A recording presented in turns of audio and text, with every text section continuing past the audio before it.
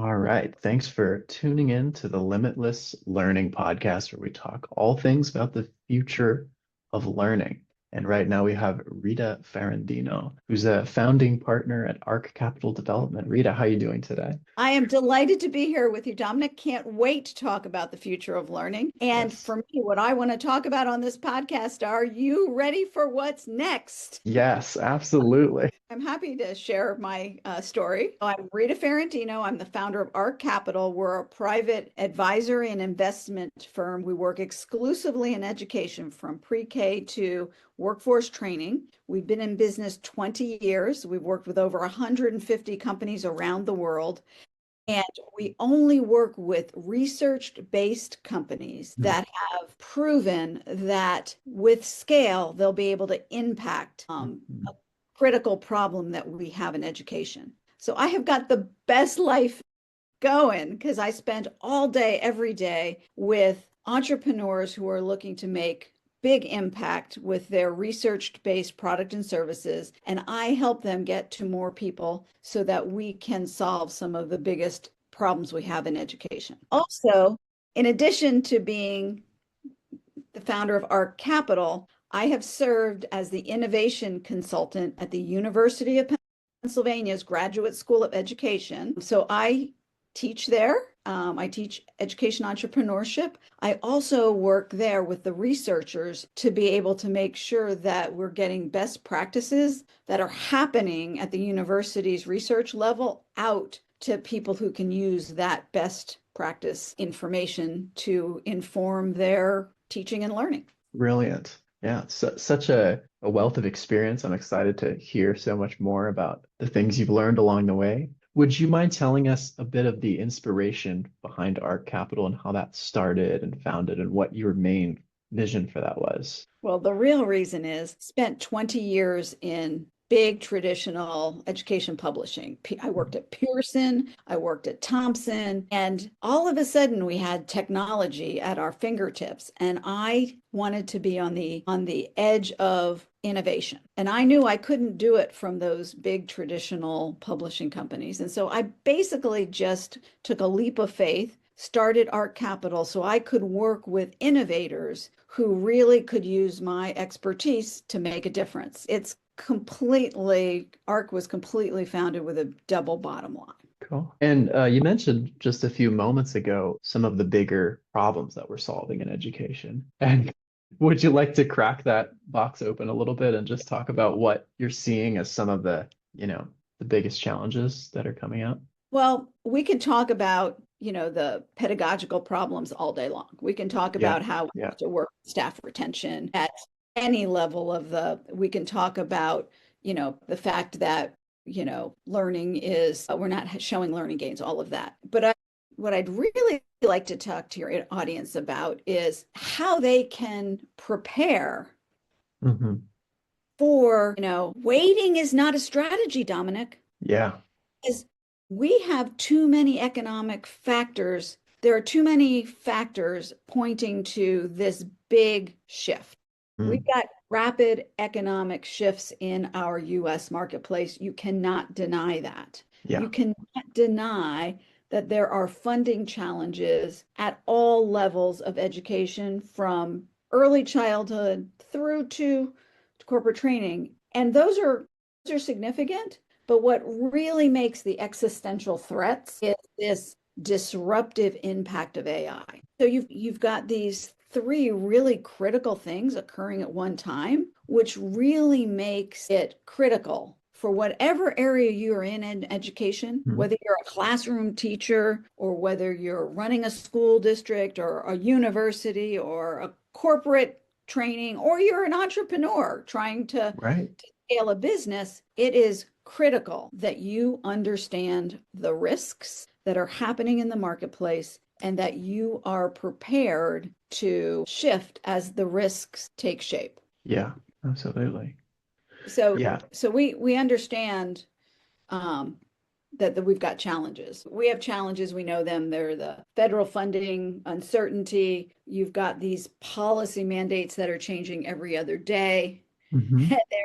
And they're looking and creating great chaos. You've got enrollment shifts. In K-12, we're seeing big enrollment shifts from the effects of immigration and students not going to school, people feeling like they want to move their kids into other kinds of schools other than public schools. You've got enrollment shifts that are, tremendous in higher ed. We're seeing just the whole enrollment shift piece is so critical. If Head Start goes away, which is a political reality, it could be a real risk, then there's going to be enrollment shifts there. So there's a lot of challenges. And the ones that I'm focused on these days are kind of these bigger challenges. So people understand them so that they can adjust their own little pieces to it. Does that make sense to you? Absolutely. Yeah. Yeah. There's a big collection of challenges here.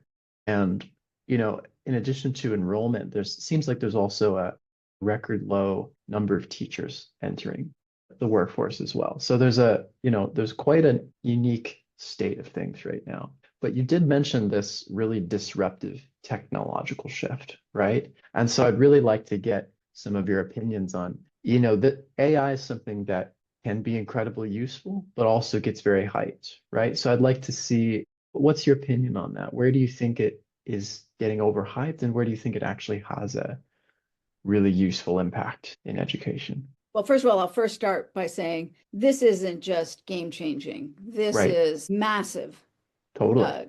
Massive game changer. So when I work with the investors in the education market, all kind of singing the same song, which is we know there's less money in the market. So we're going to conserve cash, and we're going to conserve cash by using AI to replace people.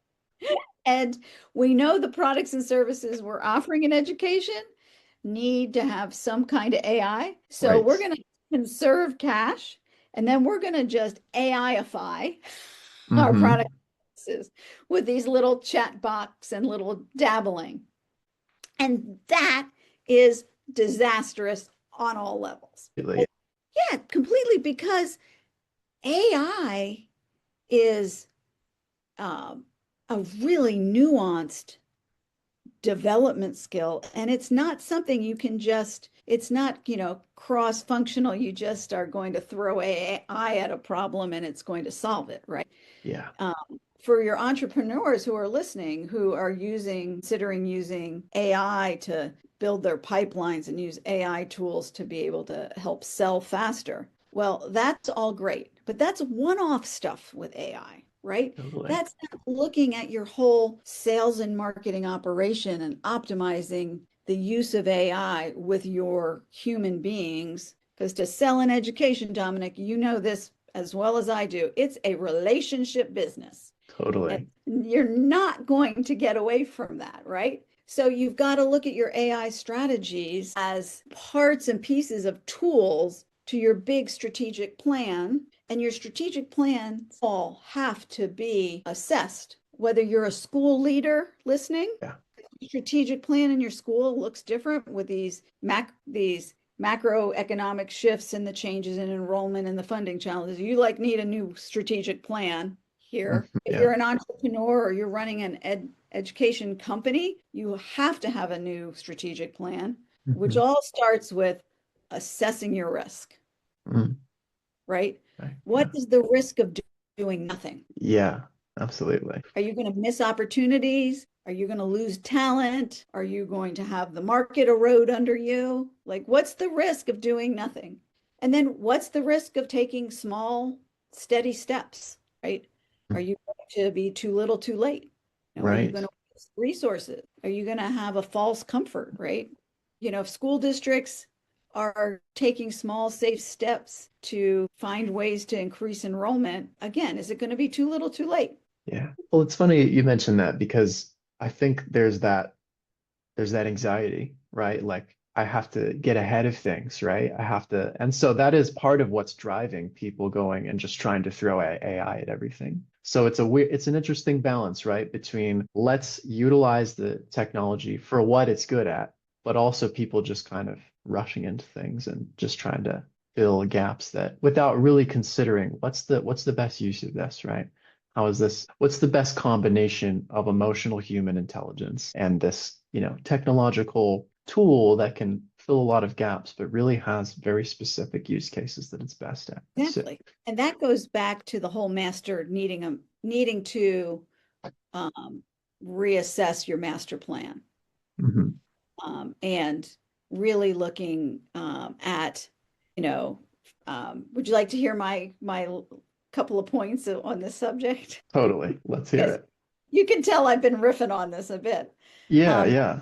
Financial hygiene. I don't Right. care if you're a school leader or running an education company. You have to have financial hygiene. You have to Yeah. be looking at every cash transaction, all your costs, where you're going to make investments. You have to have a clean financial picture. You have to have an all-star team. This is something, again, in a time of downturn, in a time of change. You can't afford B players. Like Mhm. you can't afford any B players. Anyone listening, let me repeat that. You cannot afford any B players on your team. There are existential threats in the marketplace, and you have got to have the best leaders in place to lead during difficult times. Yeah.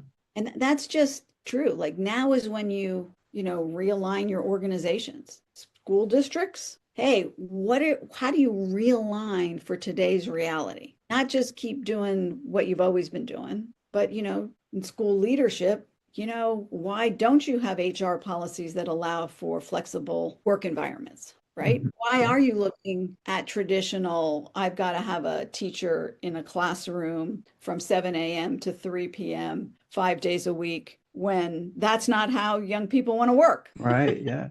Yeah. Yeah. We have to have an all-star team to lead in this time. So I'm kind of excited that we're seeing a lot of turnover in a lot of places. Now we have to hope that that leadership that's coming in is going to be Right. diversifying how we do business. Yeah. Well, it sounds like a lot of education environments, for whatever reason, miss out on optimizing to operate like any other business would, right? And it sounds like something you're bringing in is like, let's get that business part of things really squared away.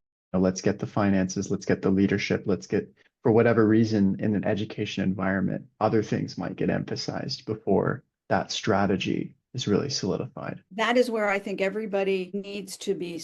You need to start from, regardless of where you are in the education industry. I'm Yeah. going to add one more point to my points because we talked about you need financial hygiene. We talked about needing to have a team. We talked actually about the fact you need to be more efficient, and AI Yes. can be a part of your efficiency strategy, right? Mm. But another key component in a down environment is you have to build communications with all your key stakeholders for cultural buy-in. Yeah. And I think we have seen the result of not having modern communications Mhm. with all the key stakeholders. We all talk about almost every school in this country is pretty good at communicating with, they know how to communicate to parents and guardians, Right.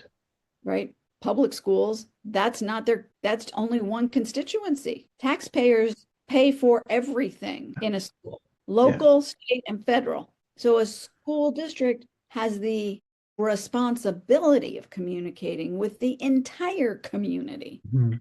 because they're their stakeholders. That means, all the taxpayers need to be kept up to date, and they need to be kept up to date on things that are not just who won the football game, Right. Yeah. The things that really matter, right? or when So, the bake sale is, right? Like, right. Yeah. you There's much know, deeper. Yeah. it's, You're focusing on. Yeah. and the fact of the matter is we're seeing now how, in public institutions and in private institution, the money is controlled by legislators. Right. Yeah.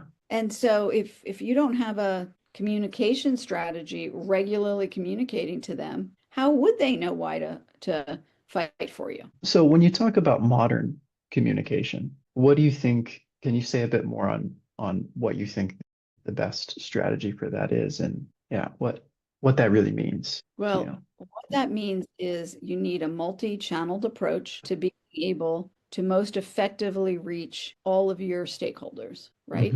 Yeah. And Yeah. so uh, Reading School District has a superintendent. He did an incredibly great job using YouTube. He has a very strong YouTube strategy. during COVID, Dr. Moomin led his school district via YouTube, right? He did creative YouTubes to keep people and students informed. He taught them about COVID and how to use safe practices. He helped people understand how to do remote learning. But the point is that he used communication channels that they were using. Yeah, got it. Not just, I'm going to send an email and hope. Well, Dominic, I got news for you.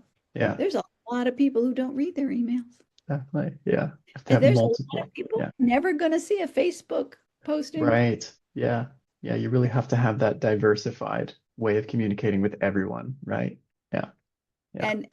And that can be tracked, and you can see who's, just like in any marketing campaign, you can understand who is actually getting your communications. So this whole, you need a strategic plan, you need to work on those things, and then you have to have a new, renewed sense of the need for communication. So to zoom out just a little bit, when you first start consulting with businesses, what is one of the most common things you notice as a missing piece or something they might be overlooking, right? Like what is something that comes up again and again where you're just like, With education companies, yeah, the first thing that I always look at is the diversification of their products, services, mhm, and they actually understand their customers. In a downturn, acquiring new customers becomes more difficult. That's right. just true, right? And especially in our environment where you've got funding challenges,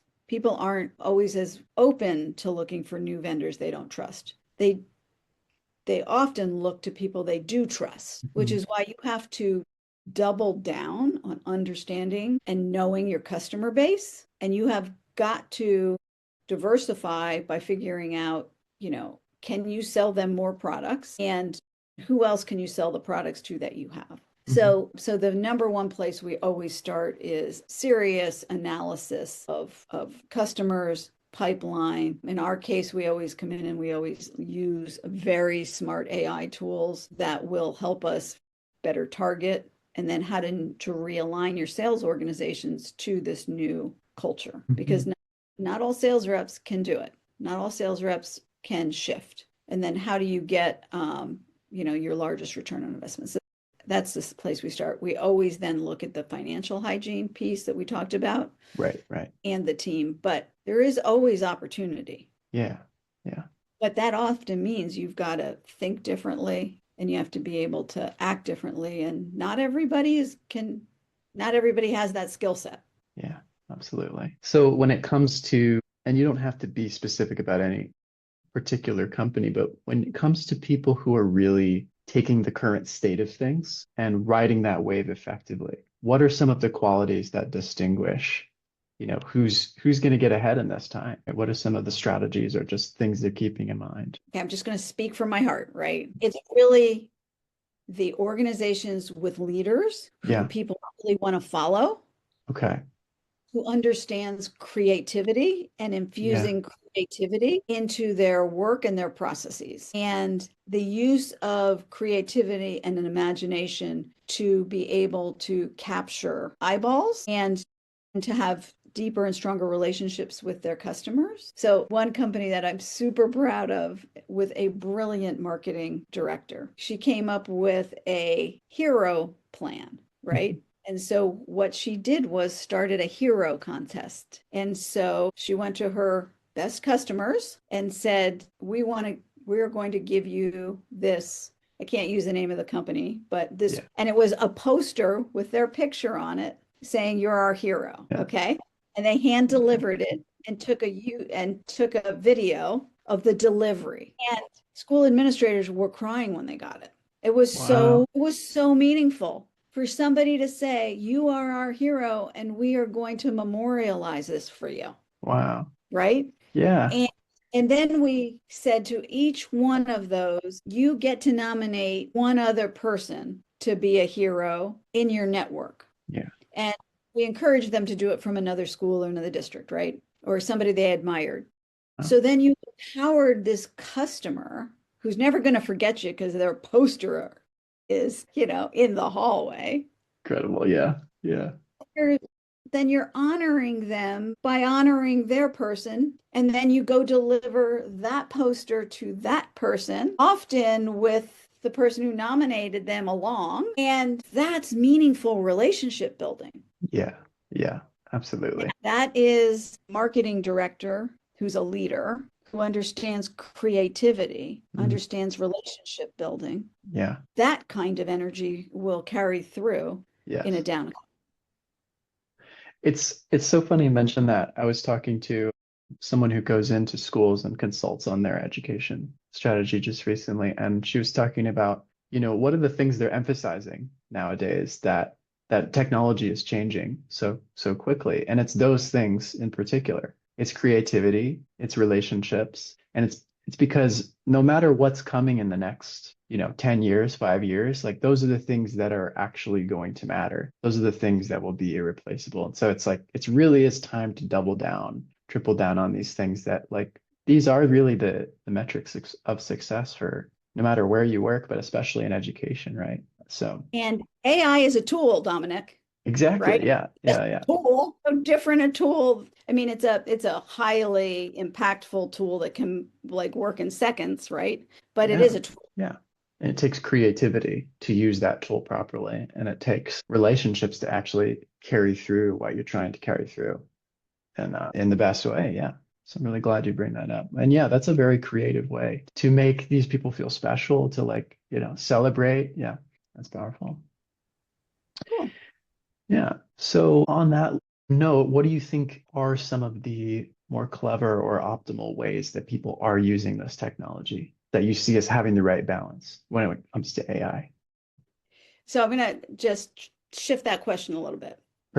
One of the big changes I have seen over the last year Mhm. is that we went from last fall, where teachers didn't have any understanding of what AI was. Today, AI is kind of ubiquitous, right? Sure. Yeah. Teachers understand that they can find information out quicker on ChatGPT. They understand that they can, do IEPs faster. They understand that you can use these AI tools. And I think the most successful way to train people to understand the power of AI as a classroom teacher is Yeah. simply have them using AI in their everyday life. So the Right. fall conferences that I went to last year, where they did simply get your phone out. Let's use it, right? Let's try What it. are you cooking for dinner tonight? Right. Yeah. Right? What do you have in your refrigerator? Let's find the recipe you want, and then what you're going to have to do, what ingredients you don't have that you have to stop at the grocery store for. And if you're going to stop at Trader Joe's, it'll even tell you the nearest Trader Joe and what aisle the items are, that they'll create a list, a shopping list, aisle by aisle at the store closest to you. The way we have seen the biggest impact of understanding these tools is to just get people using them, and then they can figure out how to use them in their classrooms. Yeah. Does that make sense? Totally. Yeah. It's a familiarity thing. And it's like once you get a fluency with this technology, it applies to other areas of your life. You can use it just to learn how to make dinner and make your grocery list, but you understand the process more. So you understand how you can use it more strategically for different environments. Yeah. Yeah. Hey, I just saw a new refrigerator that, it's a smart refrigerator. I don't know if you have seen these, but they scan your entire, they will scan what you've put into your refrigerator. Yeah. They will give you the grocery list of what you need to buy at the grocery store and where to get it, because Yeah. they see what you keep in your refrigerator as staples. And I mean, that's a very smart use of technology. Right. Yeah. Now, all you have to do is then tag that right into Amazon and have it delivered. Exactly. Yeah. It just keeps compounding, right? So if we can Yeah. do that, we can Mhm. certainly improve learning outcomes. Absolutely. What are your main focuses and comes to what you'd most like to see accomplished in the next year for yourself or for ARC? What would those things be? Well, I'm an advocate at heart, and I told you about our double bottom line. And Yeah. so what I'm putting myself out there for school leaders and for company owners is to call me Yeah. to help figure out, how to prepare for what's coming. And if that's one-on-one coaching, if that's work with teams, if that's strategic planning. Yeah. But I feel really strongly Yeah. that now is when you rely on professionals to help you. It's just too important to get right. So what my new motto, Dominic, and I don't know, we probably are getting close to the end. My motto is the wonderful Wayne Gretzky quote, which is skate to where the puck is going to be. Right. Not where it has been. Exactly. Yeah. Schools need to go where the puck is going to be, not locked into the old way. Mm-hmm. Because they're going to have limited to no enrollments. Exactly. Yeah. They're going to have unhappy students. They're going to have, lose even more funding. Mm-hmm. I'm not being dramatic. I'm trying to be realistic that every part of the education system has to be focused on watching where the puck is going to be and being ready for that. Yeah. That's something we see coming up again and again in these conversations is it's the curiosity, the adaptability, the flexibility that's going to bring some of the most success, right? Like let's watch, let's see what's going on, and let's think a little bit differently about how we can keep up with these trends as opposed to just staying tightly fixed in our old boxes and hoping that that's going to work. Because like you said, these are not strategies at all. These are planning to fail, essentially. So kind of a closing question is if there was something, an issue or a problem that you see that you could rapidly solve, something that you could just kind of wave your hand and make, take away that bottleneck or that challenge rapidly, what would you use that? Without question, it would be communication. Yeah, improving.